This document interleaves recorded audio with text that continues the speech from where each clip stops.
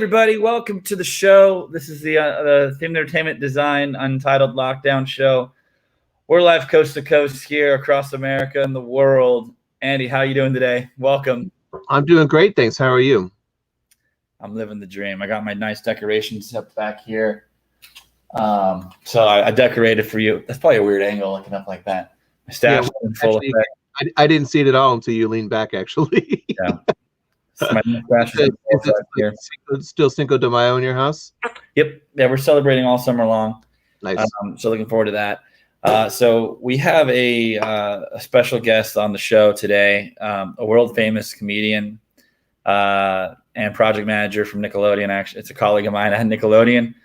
Very happy to have her on the show. I'm going to go ahead and bring her on, and we'll just dive right into it. Lorraine, hello, welcome. Hi. Thanks for having me. You look like Casper. I couldn't manage to get my webcam settings to pop up right. So here I am in all my blue glory. Well, Lorraine was clamoring to get on this show. She's a big fan. So we're happy to have her on the show. Now we're going to get into your history a little bit later, but I just wanted to have people to have a chance to see you. And we're going to talk about some big news. Feel free to comment along as we go. We've been covering the news every single week. So Andy, why don't you take it away with a couple of the interesting news stories that we have?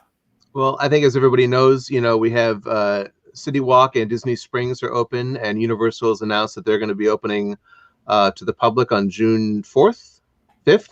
Yeah. So like team member previews, all that kind of good stuff. Annual pass holder previews and team member previews starting on the 2nd, I think, or the 1st or 2nd. Yeah. Which is just next week, which is exciting. It's going to be interesting to see how that works and how people react and behave.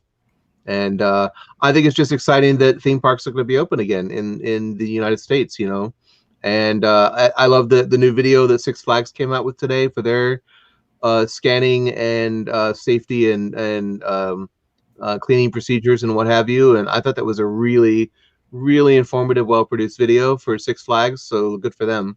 Yeah. Let's see how well it's implemented and how people handle it. Yeah, so we've seen over the past couple of weeks is we've seen the Universal open their City Walk up, and they had a little bit of an initial crowd, but really it's not been very crowded at all. Then we had Disney Springs opening up this past week, and not really crazy crowded, but people are attending. And then, of course, we had that news that Universal's reopening with social distancing markers everywhere. All three parks, which I was very surprised to hear that they're opening all three parks, to be honest with you. Temperature checks, which they've already been doing, and mask required. Social distancing on the rides, so that they're going to keep parties together, but they might have you separated in some way while on the rides. We're really coming back really quick it's amazing how quickly things have advanced within the past 2 weeks, right? Yeah, for sure. I mean, I didn't expect them to open Volcano Bay this soon. I mean, how are you going to wear a mask in a water park in a water ride? Like, okay, but we'll see. Yeah. And then as I expected, Disney hasn't announced anything yet. I guess they're going to announce something tomorrow. Yeah, tomorrow morning they're going to be reviewing their plans with the city, the council or whatever they are. They're not city council; they're the tax crew. So they'll rubber stamp that because they're all working collaboratively together. What date do you think Disney's going to start opening the parks? And do you think they're going to open all at once or one at a time? Or yeah, I'm thinking I think it's over. The over/under is June 15th. I would say June 15th, and I think they're going to phase in the hotels. But to be honest with you, they probably have a lot of reservations of people that are all booked. They haven't gone through and canceled all the way out yet. They've been rolling counseling every single week. So maybe they'll condense a few hotels down, or maybe they want to have less people at the resorts. Maybe they're not crowded, but that's what they want for social distancing. I think it's going to be really interesting to see how they do it. I had a theory that they would open Magic Kingdom and Animal Kingdom up first, mostly because Animal Kingdom is outside. A lot of it's outside. And then Magic Kingdom just for symbolic reasons. But now it might just be we're going to open up and we're going to run on a skeleton crew and they've already done the huge things like furloughing staff, putting most projects, if not all projects, on hold. So they are saving a lot of money right now. They're not making money, but they're at least they've stopped a lot of losses if they continue with that. So I think it's gonna be really interesting to see how they handle it. I got to hand it to Universal for just kind of being they've been out on the front of the gate for this entire way of handling the situation, and they're setting the policies and putting them out there. So I guess my question to you is, would you go to Universal Studios Florida next week? Lorraine, let's start with you. No. Had a pass and all that.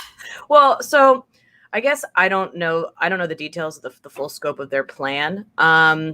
The thing that probably concerns me the most would be the indoor rides, the ones that have queues indoors and they're fully indoors, the dark rides. I don't know how they'd manage that even with social distancing, I guess. That's probably my biggest concern. But I guess to go on a stroll around the park with a mask on, I guess that's not too bad. But yeah, I can't say that I'd be eager to enter any crowded buildings. Yeah. And we don't. This is not a political show, but obviously there's a lot of discussions about what's happening. And Georgia reopened almost a month ago, and they've not seen a humongous uptick in things. They've had their social distancing, their regulations, and all that kind of good stuff. So perhaps we've been open for about 2 weeks or so. We haven't seen any major effects to reopening. I think I've talked about this on the show, but the data seems to be pretty clear that the risk of exposure is prolonged exposure to somebody that's very close by, poor in ventilation, which means to me in your household, somebody, to be honest, if you're sitting next to a barber and they're cutting your hair for 45 minutes and they've seen 25 people that day or 25 people that week, that to me seems like it could be a little bit risky. At a restaurant where you're right next to people in the booth and the circulation's bad.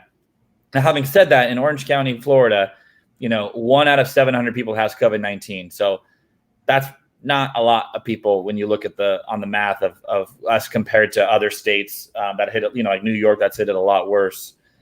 So the interesting thing is going to see is when we things start reopening up, do people come and start bringing it here, or is there enough social distancing in place and there's enough parameters with the mask wearing and all that where it can prevent it from spreading? And it does look like this thing is not as bad as we once thought it was, which I think is great. We need to still stay vigilant, but it doesn't seem to be rapidly spreading in states that have kind of reopened aggressively, like Georgia. So that's positive. I follow the science on everything, so I'm grateful about that. Andy, what do you think? Would you go to? Yeah, it's so funny because Andy, you're like in lockdown city, LA. You got some pretty harsh government. That's everyone's indoors, everyone's mask required, all that kind of stuff. Like I can definitely tell that probably the vibe in California is a lot different than in Orange County, Florida. What's the vibe like out there? Would you go to Universal Studios Florida? Yeah, I would. I would fly down there. Maybe not next week, but maybe next month. Actually, I will be there in August for work, so we'll see then. And here in Los Angeles, it's required by law now to wear a mask outside. As soon as you step outside your home or business, you have to wear a mask. No matter what you're doing? No matter what. Wow. Yeah. Most people, if you're like on the Chandler bike path down here in Burbank, most people are, if they're running or jogging, they don't wear a mask, but they have a mask. They just keep it like down, and then you put it back up when like you get close to somebody or whatever. Gotcha. But yeah, pretty much everybody's wearing a mask. I don't wear one when I'm driving. Yeah. But I even I drive to my studio from my house every day, and it's like a mile and a half.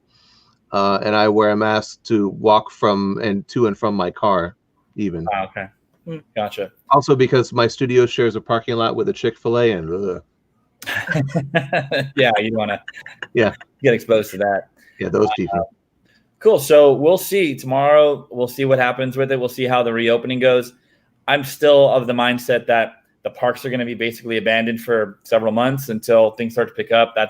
I don't think there's enough demand in the local area. In Florida, it's going to take time for people to get more comfortable, to start wanting to travel down. And Hopefully things will blow over, but I'm just thinking that there's going to be a natural thinning of the herd of people that are not wanting to come.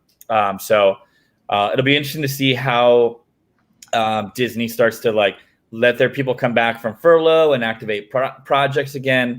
I think that's going to be the big factor to look out for. I've talked in the past, and I'm always tweeting about how the parks used to operate with barely anybody in the park, and they were profitable. However, they didn't have a lot of corporate bureaucracies, and they didn't have extensive, IT departments, and then, they didn't have all sorts of other layers. It was a pretty limited crew that you might have during those days. So now that they have so many people that maybe are there and maybe not necessarily required, it'll be interesting to see how it goes. But we know that Universal's been running with people with 20% pay cuts and 4-day work weeks, but that's probably going to stay in place for a while. It's very complex. But you know what? We're here to talk about comedy. Well, you know what? Before we do that, I do want to give a shout out to Six Flags for they're implementing the X-ray walkthrough security scanners. I'm not really sure what the privacy issues on that, but I'd like that better than having somebody touch all my stuff. Or going to a metal detector seems a lot more efficient to do that. So I think the entire industry is going to be watching, and it's interesting to see all these other companies, like the Universal and Six Flags kind of making steps, leaps and bounds, and not seeing Disney really coming out. It seems like they're almost reacting to things. So we'll see what they implement at their parks. It'll be interesting to see. There was a lot of logistic issues with trying to get Americans to follow the rules. So we'll see how it goes. That's my biggest concern, honestly, is that people just don't seem to really care about the rules. Yeah. That being said, I know I said I wouldn't go to Universal, but if Animal Kingdom opened, I would consider that, because I haven't seen an otter in a long time. And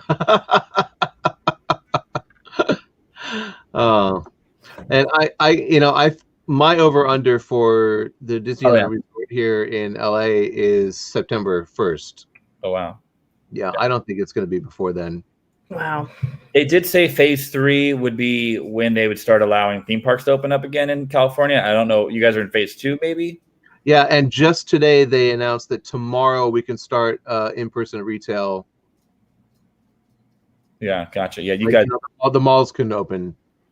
Yeah, I will say, like, anecdotally, my wife went to a mall this past week, yesterday, and they had people at every single door checking, and they were not letting people in if you did not have your mask on when you went inside the store. So people do seem to be taking things seriously in different places. So we'll see how that goes. But you know what? Let's go ahead and jump right into why everyone's all here, which is to hear all about Lorraine. Hello, Lorraine. Hello. Hi. So let's go ahead and start. We'd like to have people kind of have an idea of who you are, where you've been, and you have a very interesting topic, which is comedy and theme parks, and you have a very unique perspective on it too. So I've lost the window that I had for this presentation. So hold on, I got 80 windows open, which is not helping. Okay, I'll get rid of that Whoopi Goldberg thing. Open up a couple more tabs. That's probably what you need. Got to get the tabs.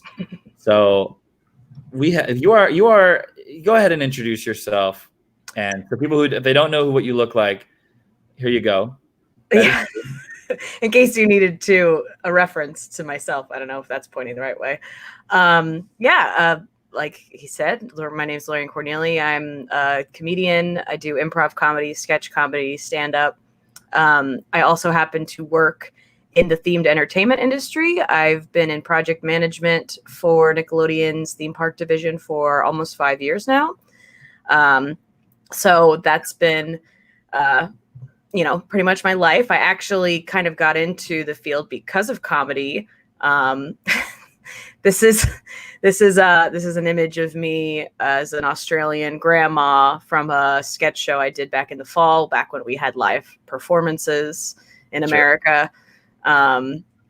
But this was at SAC Comedy Lab, which is actually how I met Patrick.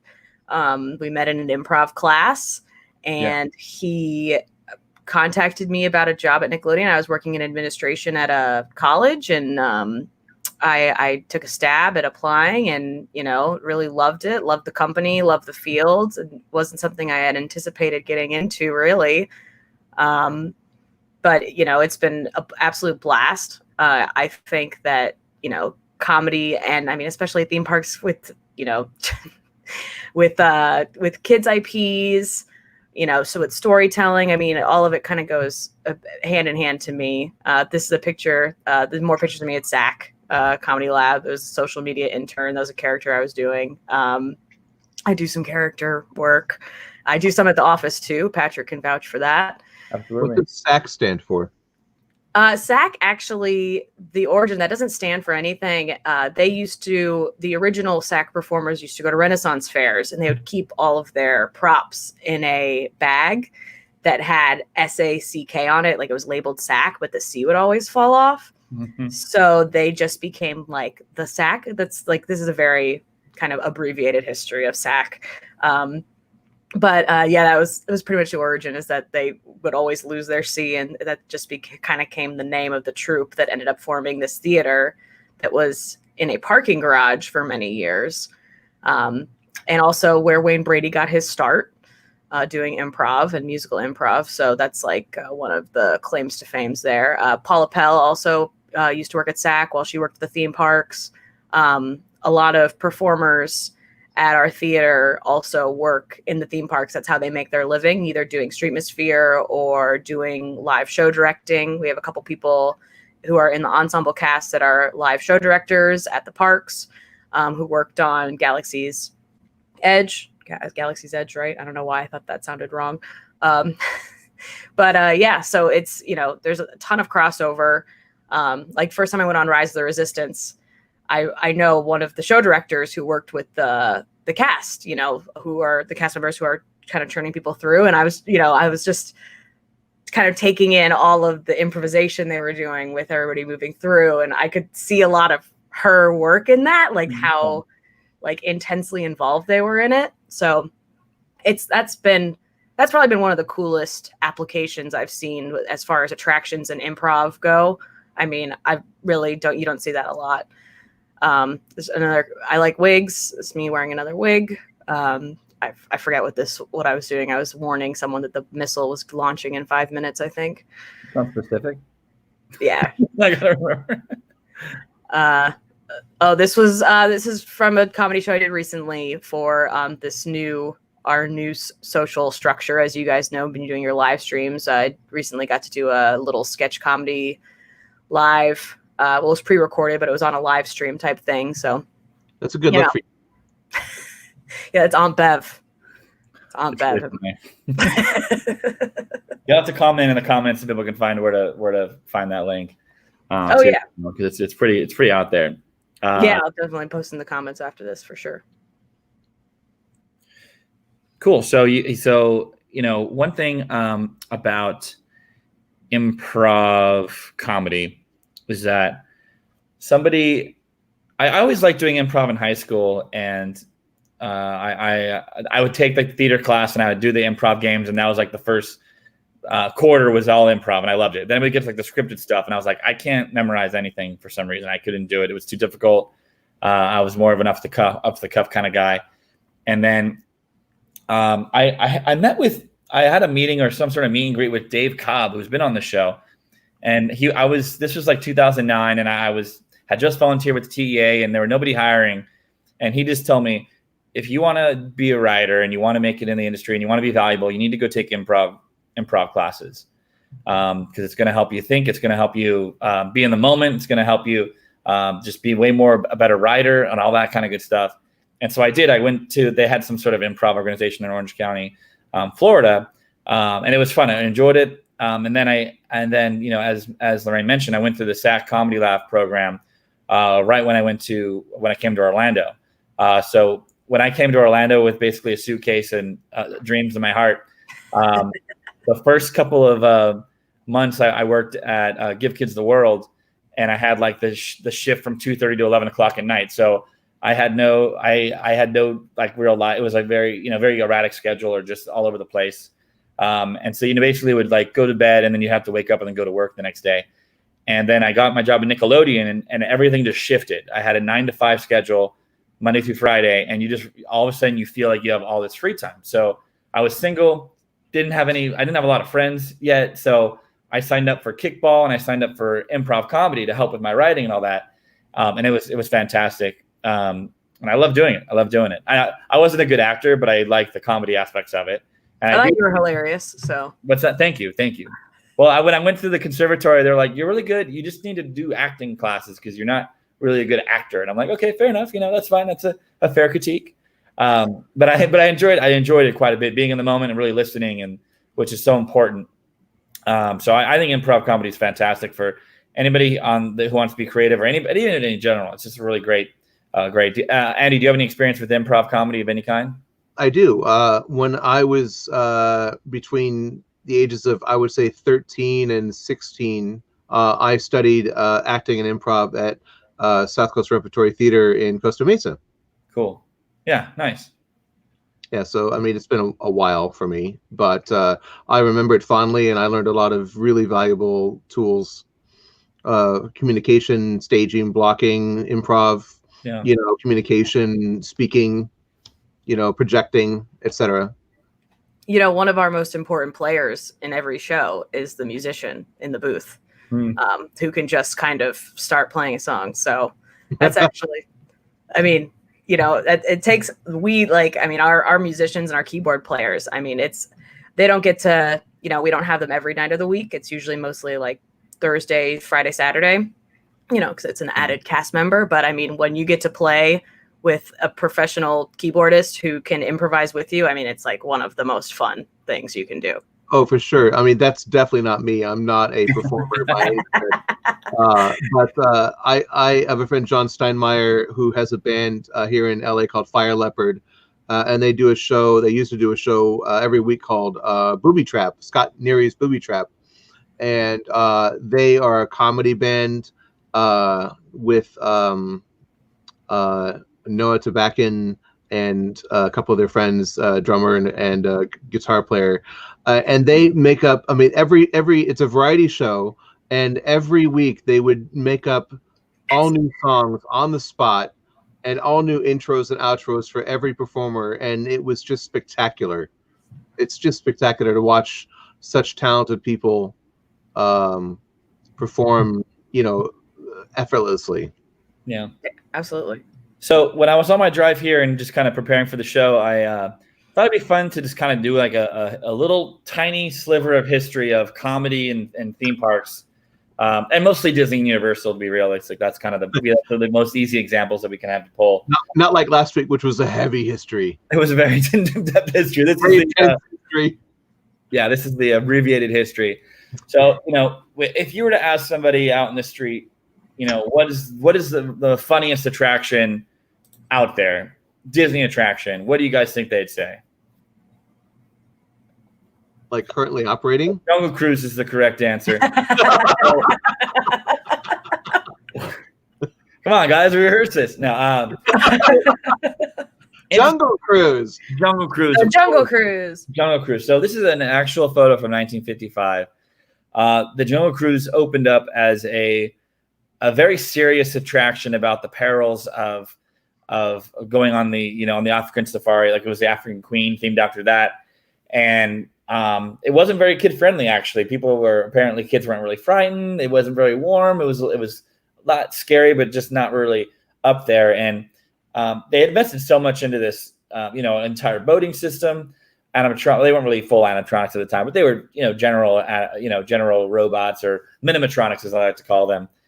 And in the 60s, Walt had the idea, or somebody probably had the idea, but Walt had Mark Davis go through and put in all these funny vignettes. So most people recognize this very iconic scene where the rhino has the entire camp going up the tree. It's very funny, and they added all these jokes. And you could probably talk about the Jungle Cruise for a long time. And actually, I think that'd be a fun topic if I have somebody in mind. Maybe I can get them on the show to talk about the Jungle Cruise, because I think it'd be pretty fun. But on the Jungle Cruise, you have people going around every 8 to 10 minutes, depending on which park you're at, and they're going constantly around telling jokes, working on their material, and the thing about that attraction is that your ride is like made or broken by your skipper. We've all had the skipper that's not interested or not funny or just not landing the jokes, and then you've had the amazing skipper that does a fantastic job. Along those lines, have you ever been on the Jungle Cruise in Hong Kong Disneyland? I did, but I don't remember it. It's not very strong in my head, but I do remember it. It was when I went on it a few years ago. It was absolutely hilarious because when you go on, there's 3 lines you can choose. Yeah, you can English, choose Mandarin, and English, Mandarin, and Cantonese. Oh, that's awesome. And I chose English. And the Jungle Cruise at Hong Kong is sort of like more like Tom Sawyer's Island and Rivers of America. You just go around this big river and that's it. But our guide obviously did not speak English at all. Yeah. But had learned the script phonetically, which added a layer of humor that was certainly not lost on the native English speakers. Yeah. The group, and perhaps some of the people who didn't speak Mandarin or Cantonese, but not really English, but like English was the better option for them. Yeah. But man, was it hilarious, unintentionally, perhaps hilarious. Yeah. It was amazing. Well, it's so funny to me because I think about how like heavily something like the Jungle Cruise relies on puns. Yes. And for like an international audience, I mean, I know that puns and turns of phrases like that are one of the hardest things to start understanding when you learn another language or when it's not your first language. So sometimes I wonder, like, when international guests who maybe have like a pretty good understanding of English but not great go on it, like, to them is everything, they're just like, okay. Like, is it enjoyable? Yeah, they're like, I guess this is funny to you. Like, okay. They're laughing because everybody else is laughing. It's like, right. We're laughing because it's funny. Yeah. I know a lot of people who are jungle skippers because I worked at Disneyland and all that, and just really fun stuff. So we'll move on from the Jungle Cruise and some more highlights and humor at the park. So the legendary Wally Boag was at Disneyland for many, many years, which was at the Golden Horseshoe Theater. Andy, are you familiar with this Wally Boag guy at all, or is it just me? I am. I have very vivid memories of actually seeing him perform in the late 70s and early 80s with my grandparents when they would visit, and we would go to Disneyland with them. And I remember him doing the teeth spitting gag with the lima beans or whatever pinto beans that he would do, and the can and the lady who was the lead can lady. I can't remember her name, but I absolutely do remember that original show, and it was amazing. It was, most people aren't exposed to that kind of vaudevillian sense of humor anymore. It just doesn't really exist anywhere. But it made a big impression on me. Yeah. Who had also made a big impression was one of the most famous people that worked at Disney, of course, Steve Martin. So he worked in the magic shop. He was working on material, kind of working on his pacing. He also watched Wally Boag. He said a ton based on my brief Google search before the show. But Steve Martin's a legendary, comedian out there, and started his, working on the magic shop. Well, he actually worked at Disneyland for many, many years before that. He started out like when he was 10 in the summers, like selling souvenir maps, and then he progressed to work in the magic shop, which is really cool. Really cool. I actually wish I would have worked like a Jungle Cruise. Everyone thought I worked a Jungle Cruise, but I never did. I was kind of like an honorary Jungle Cruise. What happened with Finding Nemo Submarine Voyage is that when we opened the park, the way they were handling the break and the rotation and just like the overall system was kind of similar to the Jungle Cruise. So we had all these skippers come over to open the attraction. So I befriended all these people. And then like once they realized that this was a submarine that you could not do a spiel on, and they all kind of like were not very happy, and some of them went back, and then some of them didn't. But it was an interesting dynamic of like how much they like being a part of the show. And being a part of the show isn't necessarily just a Disney thing. There is also a couple. We know Universal Studios has their Backlot Tour, as pictured in this photo. I love those old trains, by the way. I think they look really cool. They're Um, so cute. Yeah, So- if they redesign them again, they'd be smart to bring that kind of retro design influence back. yeah, absolutely. So being the Backlot Tour guide, that was like almost a way to get into Hollywood. People would go and they knew people were on the tram tours who maybe were executives or can help them out. We know a few people we talked about earlier, Dave Cobb and Adam Bezark, that were on the Universal Tram Tour being the spiel. And what's kind of interesting is that it's almost kind of like as they've kept adding more and more like canned bits with other people from Hollywood, you've seen like tension come up because they want to be the show. You know what I mean? Which is very interesting. Anything to say about that? The composer Don Davis was a tour guide as well, and he was in one of those positions where like he was a tour guide and encountered a producer and was just like, well, I'm a composer, you have a show, you need music, and they're like, oh, you're hired. Yeah. Oh, cool. And I think that was for Sequest. Oh, okay. So moving on to Universal Studios Orlando, once they built their Orlando park, they just took basically all their main primary rides from the tram tour and turned them into larger rides. So you have Jaws, and Jaws was one of those rides. It's a lot more edgier than the Jungle Cruise. They have like a bazooka gun. I don't know what the actual gun was called, but they would shoot at the Jaws creature to kill it. It's very fun, very dynamic, but it was all that tongue-in-cheek humor, very quick, very sarcastic at some points. And it was almost their very irreverent version of the Jungle Cruise. If you have not seen the Jaws, the ride, go ahead and fly to Osaka, Japan. No, just go ahead and go on YouTube and watch it because it's really cool. A lot of interesting effects. And the scale of it's very large area that they did to use this. Any fun memories from this, guys? I never went on Jaws. I never got to go on it when it was here. I missed a big chunk of theme park history because my family wasn't really into theme parks as a child. So there was a lot I only got to experience on like class field trips because I grew up in South Florida. Yeah. But my God, what I would do to go back and be able to go on Jaws or fly to Japan right now, but that's not really possible either. No, it's not. Not South Florida right now. No. I did go on it before it closed. I remember a lot of the stuff wasn't working properly. That'll happen. That makes sense. I mean, it was there were so many components to something like that, especially with water added. I mean, it is what it is, but yeah, I mean, it was a maintenance nightmare, I'm sure. Yeah. And underground fire. It was always really cool. So now we're going to kind of take things back to the beginning, which was talking about SAC Comedy Lab. So Lorraine, take it away. What is going on in this photo? Yeah, so this is SAC Comedy Lab, the improv theater here in Orlando. They got their start doing, like I said, the Renaissance festivals. They also would do these, pop-up Streetmosphere installations at Epcot and some of the other parks. And actually, I'm not completely well-versed in the history of, the breadth of the history, but actually they are doing a live stream on June 1st where they're going to be going into SAC's entire history in the theme parks between 1982 and 1989 on June 1st. I don't know if I already said that.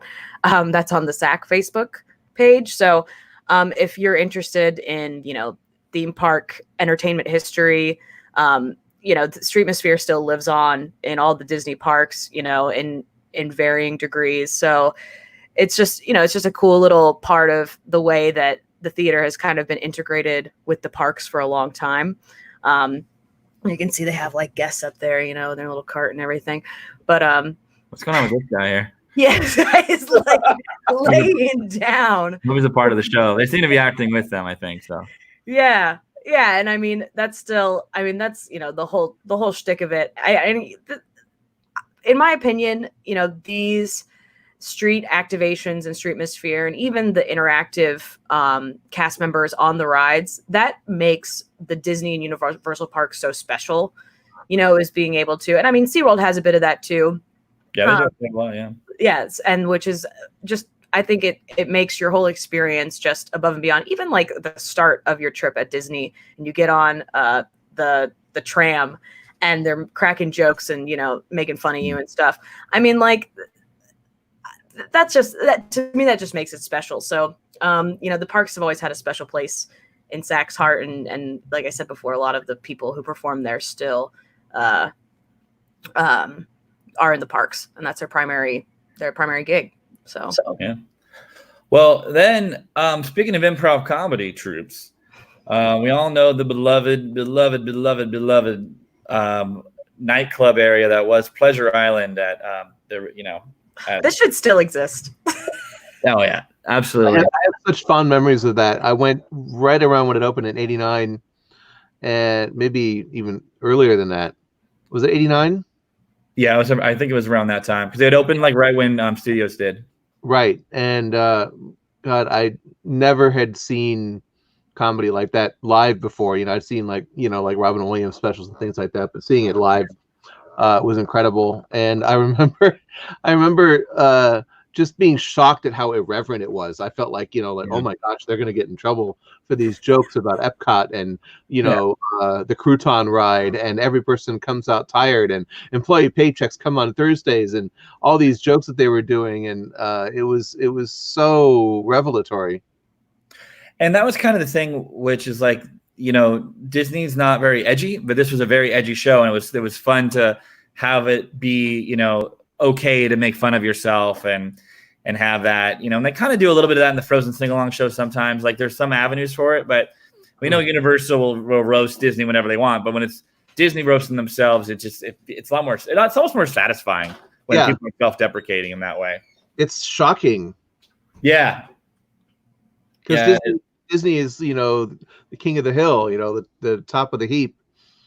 And, to see them, pull the veil up a little bit is shocking. Yeah. Always. I feel like I mean, I know sometimes it's a shtick that, big corporations do to make themselves seem more reasonable, but I don't know if you guys watch 30 Rock at all. Sure. When they would poke fun at NBC Universal, like directly, like with the janitor Konani, like really just like roasting the crud out of themselves. I mean, like to me, I love that kind of self-referential humor. And I mean, Disney, there's so many things you can, poke fun at. I mean, it's you just got to laugh, Yeah. Don't make it a big deal. Well, speaking of having laughs and not a big deal, we have the Streetmosphere characters, of course, citizens of Hollywood that roam the streets at Disney Hollywood Studios. Great stuff. A lot of kids interaction, all that kind of good stuff. I'm not sure how improvised the show is, but you're improvising a lot of that, right? Your interaction with the guests, all that good stuff. Lorraine, do you have any relationship with this show at all, or you just know it exists? Yeah, not directly. But a lot of it.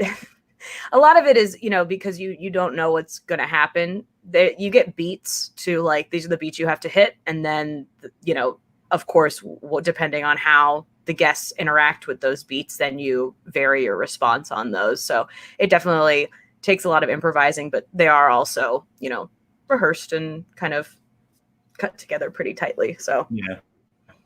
Well, and then we come to what was immersive theater before immersive theater was even a thing.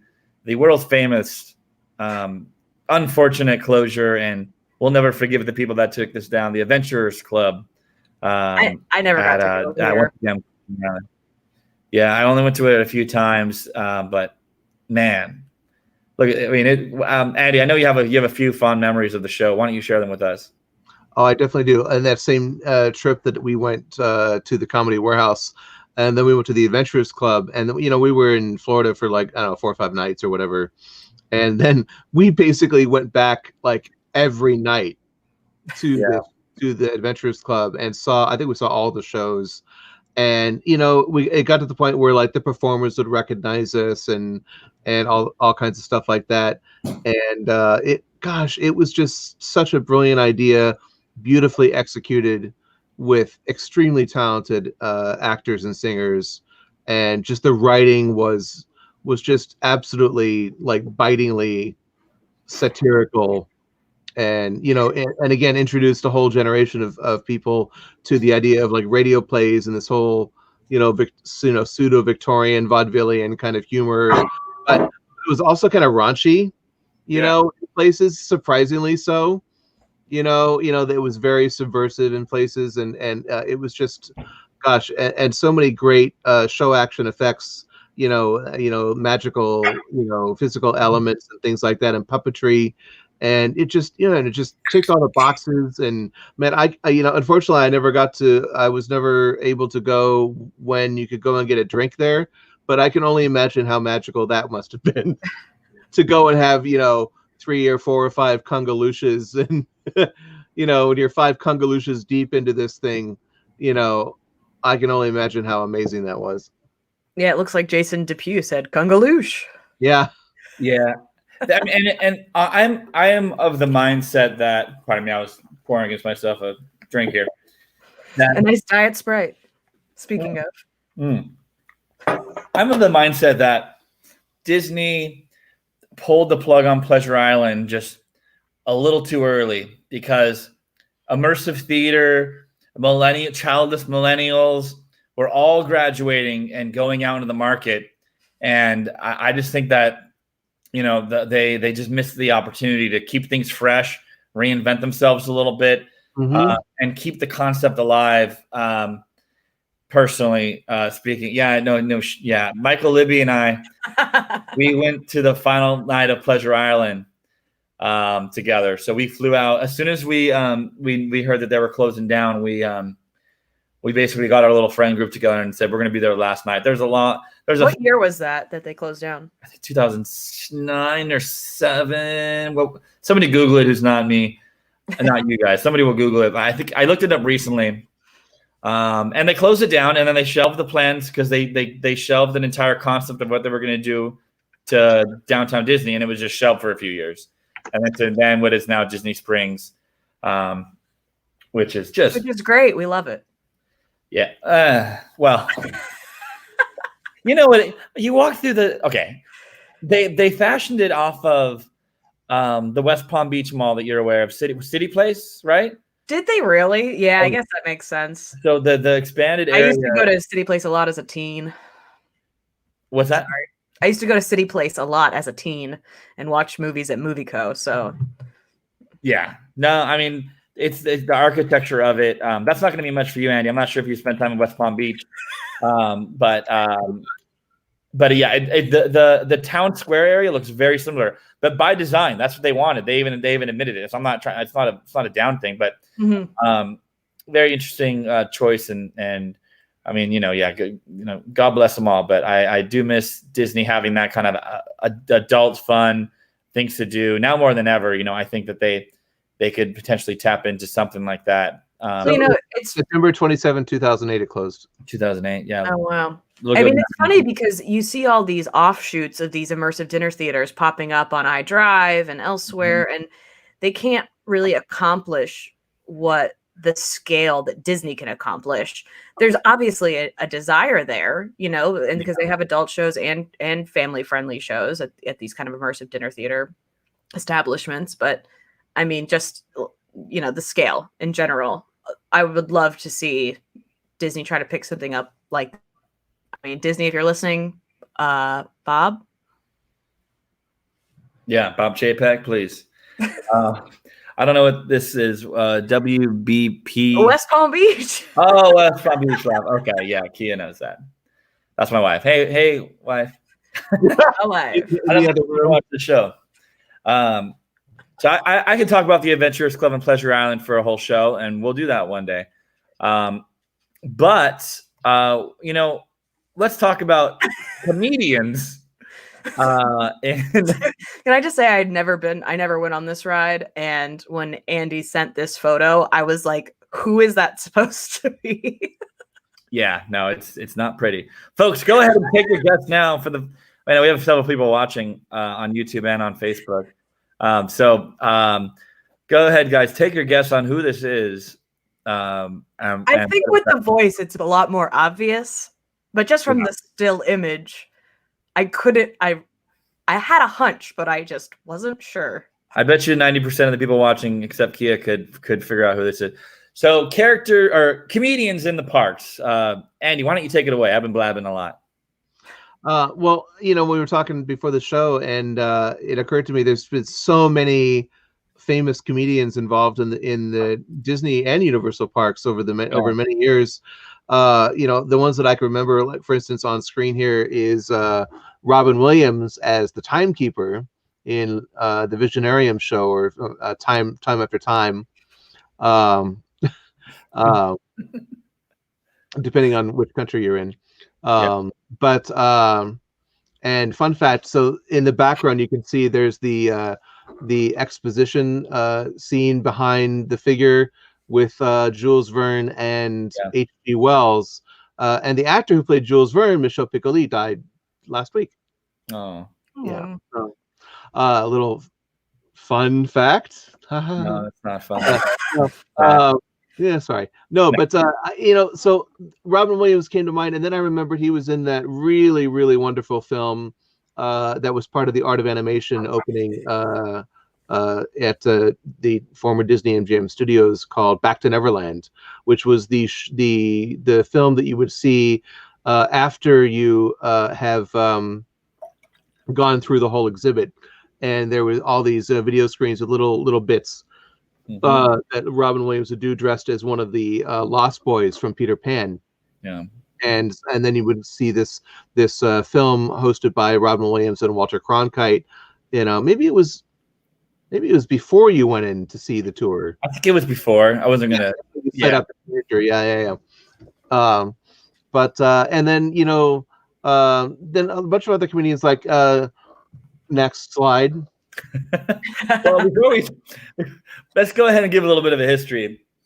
So the year was 2001, and a theme park opened, and they had various attractions that were hosted by celebrities that were involved with Disney and basically ABC. It felt like they were focused on synergy at the time. Oh yeah, that was Disney's California Adventure. So you had, of course, Whoopi Goldberg as Calafia in that movie, which Golden Dreams holds up. I'd watch that on Disney Plus. I love Golden Dreams. Golden Dreams is one of my favorite attractions at California Adventure. Yeah, I mean, when they took out the moving rumbling seats, I thought it was a lot better. No, I'm just kidding. There was nothing like that. And it was directed by a woman, Agnieszka Holland. So for Lorraine, so California Adventure opened up in 2001, and they had this experience where the Little Mermaid ride is now, where you go into a big theater, almost kind of like Epcot-ish, and you were all about the history of the spirit of California, and they called her Calafia, and it was Whoopi Goldberg, and you would go through these various periods of time, some cheesy, some dark, and just kind of weird. They saw like a railroad family get blown up, or a kid get blown up. Chinese workers. This is in the ride? No, it's a theater show. It's a film. It's a theater show, yeah. I'll go ahead. But it's in Disney World? They showed this in Disney's California Adventure. Yeah, it's okay, I'll have to look it up. I've only went to California Adventure for the first time like 2 or 3 years ago. So I missed this. Children getting blown up. Yeah. Wow. And when they took that show away to build the Little Mermaid, they put it in the little wine cellar. They would show that film. I'm not sure how long that went on for, but I know it did for a little bit. Wow. Point of the story is there's a lot of ABC characters, and but like of the likes of Drew Carey, and of course, we have we have Superstar Limo, which was featured all sorts of characters. This is Whoopi Goldberg. This looks almost racially insensitive, but I don't know. She had signed off on it, so she had to have signed off on it. They had to have shown her. Yeah, but it was a really cute ride, but it was closed. It closed after like it was like a year, wasn't it? Yeah, maybe been under a year. So it had Drew Carey, it had Jackie Chan. It was very cheesy. And Tim Allen, yeah, Tim the Tillman Taylor. He was super hot. He was super hot at the time. Yeah, I mean, if you were gonna, basically what this was like, I'm not trying to shame anybody that designed this attraction. We all know that we have parameters but this was as if somebody from like late night TV or the ABC lineup said, we want to come up with a synergy reel of all of our stars, except we're going to build it in a theme park attraction. And that's just really not a good idea for a theme park attraction that's supposed to last for 10 to 20 years, depending on who it is. I think it's great. So there was a sweet spot here where Who Wants to Be a Millionaire Play It opened up, which was like 2000, like 7 months after the park opened. It was like, must have been, I know it was before 9/11. It was like August 25th or 27th or something. They were doing previews, maybe August 15th. And that's funny. Hold on, we're going to Jason here, friend of the show. Even the Whoopi caricature's hand gesture is now offensive. That is true. Well, I thought you guys didn't like to get political on this show. That is true. So there was a sweet spot where Who Wants to Be a Millionaire Play It. I love that attraction. I was in high school when I was going to this. It was so fun. I went in the hot seat several times. Andy, I feel like you'd be a great person at that trivia. I'm not sure if you ever made it in the hot seat, but I thought it was great. I didn't, but I should have. Yeah, no, you would have been great. And it's what's so interesting is that they completely overbuilt the one that was in California Adventure. It had huge amounts of seating. It was never full. It was usually half full. And then I went to the one in MGM Studios, and it was like, 25, 30% smaller in like how high it was. And that's why they retrofitted a sound stage. So I kind of realized, that's why they overcompensated at DCA. But there was a sweet spot where I would go with my buddy. His name was Matt. We were high school kids. We'd go on the weekends, and we would ride. We would see the show, Who Wants to Be a Millionaire, Play It. And then as soon as it was over, we had like 10 minutes to go ride Superstar Limo and then go get back in line for the next show of Who Wants to Be a Millionaire, Play It. We just kept doing that all day. We would do that all the time. It was like our thing that we just did. Like, how many times can we go on Superstar Limo before the next showing of Who Wants to Be a Millionaire, Play It? It's a weird way to spend your weekend, but I kind of appreciate it. Yeah. I didn't high school. What are you going to do? So I have a very sweet spot in for California Adventure. Now, we have a little bit of time left. Lorraine, you had some interesting thoughts about comedy and theme parks that I'd love to hear you discuss. Yeah, well, I kind of, I don't know. I wrote all those out last night. I couldn't sleep, and I woke up in a bit of a fever. Not a real fever, but I was trying to think, because I kept thinking about today's show and, the way that comedy exists in the parks. And I guess what my rambling was going on towards was that, a lot of times, when you're designing an attraction or you're designing a ride, you have to be a little bit more generic with your storytelling, whether, because you want it to appeal to a wide demographic of people, even people who maybe aren't necessarily familiar with the IP or the property in general. So I think a lot of times, like jokes on rides and stuff can be a little bit more generic so that you can kind of put your own personal meaning on it. But I think that's I don't think it's necessarily a bad thing. Because I think there are just so many different types of people that go to parks that you have to set kind of like a base standard for everyone to enjoy it. And then they can kind of interpret it and put their own meaning on it, which I think is just a theme in parks in general, is that you set this base layer of storytelling that then people who either have a super high familiarity with the property or the activation or attendment, or have no familiarity with it at all, can then kind of use that as their framework for how they experience either the attraction or the rest of their day or their time in the park. So, I mean, I don't necessarily think it's a bad thing. I mean, the biggest thing for me is that I feel like, I guess if I had a criticism of humor in parks, it would be that they rely too heavily on puns. And I'm not trying to shame the Jungle Cruise. I think the Jungle Cruise is really fun. It's a great ride. But there's a saying that's like, puns are the highest form of wit and the lowest form of comedy. Just because it's something along, I don't know if it's switched. Someone can correct me in the comments if they want. But it's something along those lines, because it's a clever thing to do, but it's not, because, a pun can also be graded on its like groanability. Like, it's like, oh, so it's not necessarily good comedy. It's witty and it's funny, and it appeals to a lot of people, unless you don't speak English as a first language, as I mentioned previously. But sometimes I wonder, maybe if wordplay is something that theme parks rely too much on, but it's something that it's family friendly enough that everybody can enjoy it, even if it's just kind of like an eye roll. I feel like most humor in theme parks is groany and eye rolly, like yeah, sort of by design. Like that's sort of like the lowest common denominator kind of humor. right. That Exactly. grandma and grandpa and grandkids can everybody can just be like, oh, we're all in it together.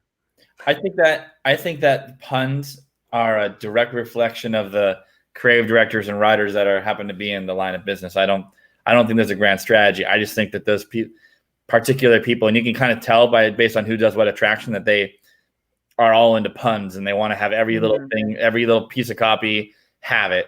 So I think it's actually like it just so happens that there's not too many theme park attractions out there. But like I don't think you'd ever see a pun in a Joe Rohde attraction or an Animal Kingdom. Really, you don't see that. Right. But if it's I'm not going to call out people because you've kind of defamed them. But if it's other thing, you might see a lot of puns in it. Toy Story Mania, or there might just be a little more on there. So yeah, I think it's a reflection of the creative directors and writers that are designing those attractions that do that. And I love a good pun. I think they're fun. Sure. It's fun to make them in the office.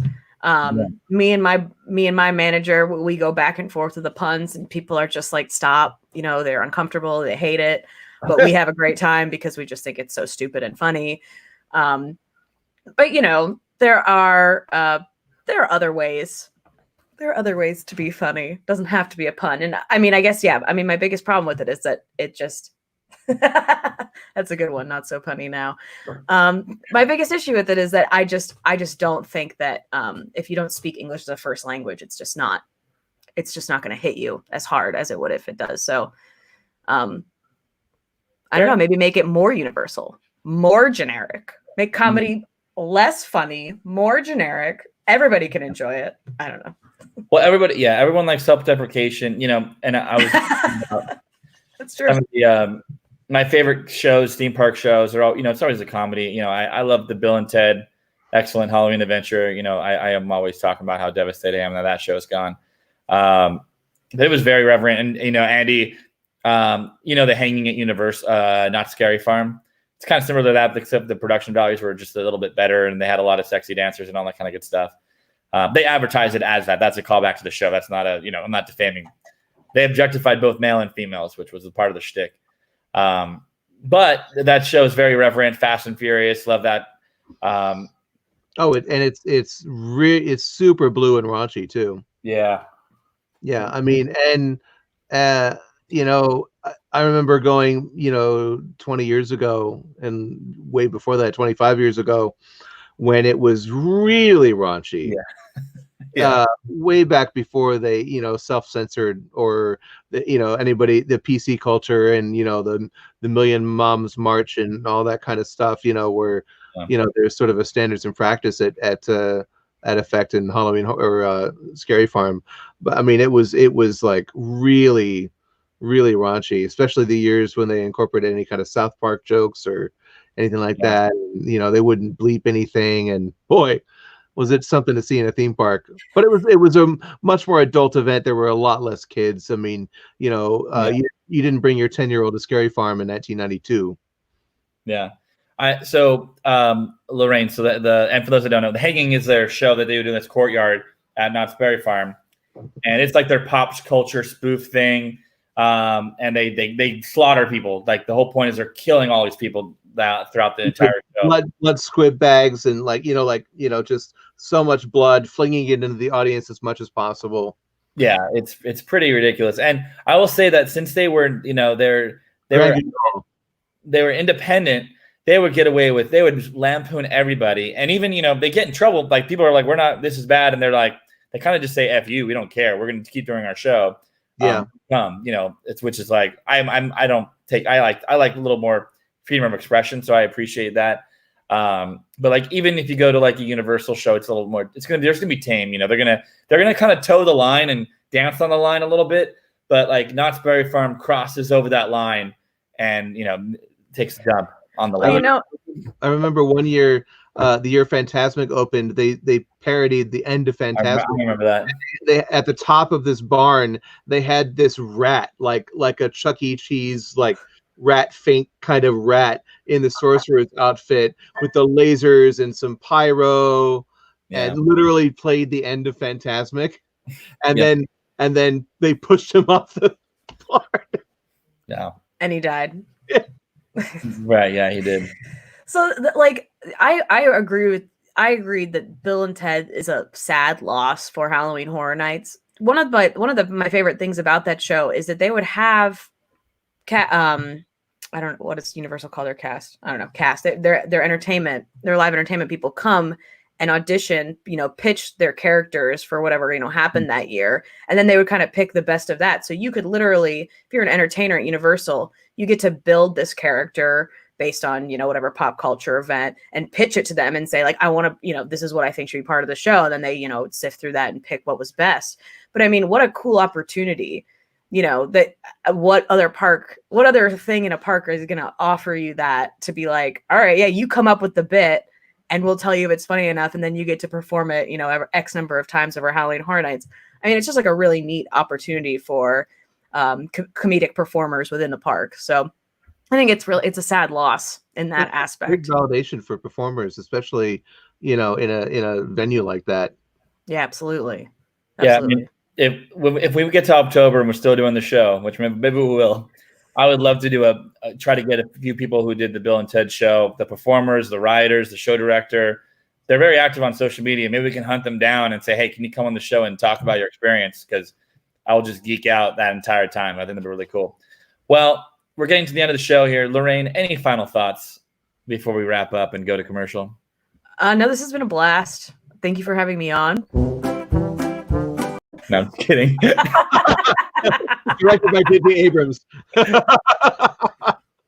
And yeah, I'm just so happy to be here. I'm so thankful, and I love it. It's so great. No, it's been fun. Thanks for having me. And I don't know, should I plug anything? Sure, please plug away. I mentioned him a few times before. SAC Comedy Lab, that's the theater I perform at. We're not open right now because of the pandemic, but we are doing live streams every night. The check-ins, I think every night, maybe not Saturday, but Monday through Friday, and then Sunday. There's check-ins. I'll be on one on June 21st as well as one on June 30th. So check those out. They're funny. It's a great way to support the theater even when we're still closed. They're doing everything they can to, keep people entertained. So check that out.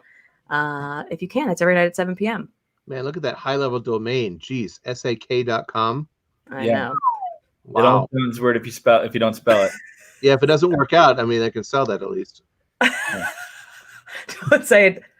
We're like, we got to keep those doors open. Yeah. So it sounds like a great thing. I'm definitely going to seek that out next time I'm in Orlando. No, it's good. It's cool. And Andy, you're going on a trip. I am. I'll be doing the show from the Cosmopolitan of Las Vegas on June 8th. So 2 weeks from yesterday, I'll be doing a special report from the front lines of reopening Vegas. Wow.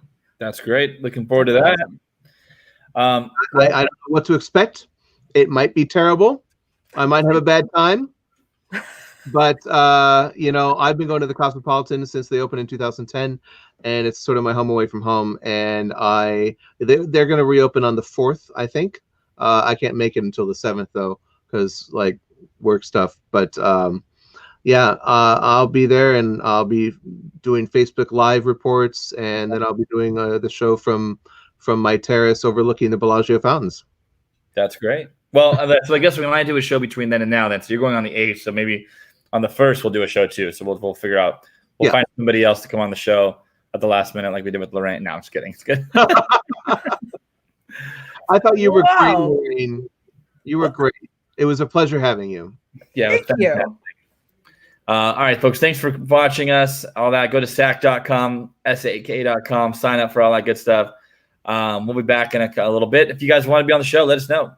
You know how to get a hold of us. We're not hard to get a hold of. Everybody knows this. Everyone knows you. All right. Thanks, everybody, for joining us. Have a great night. Hope you had a great Memorial Day weekend, and we'll be back. Big news. I mean, Universal's opening up next week. That's huge, and Disney's releasing their plan. So it's going to be interesting stuff. Take care. Bye for now.